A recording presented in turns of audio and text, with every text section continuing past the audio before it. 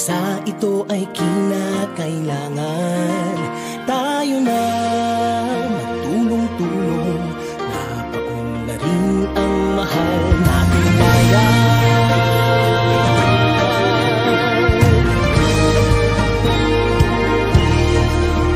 Panahon na magbabago at iayos ang mga dapat ayusin. Dapat lang maging tungkulin ng bawat mamamayan dito sa atin.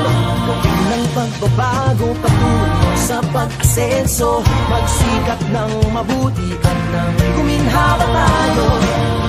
Malaki natin sa mundo at ipamalas ang bagong Pilipino at bagong Pilipinas.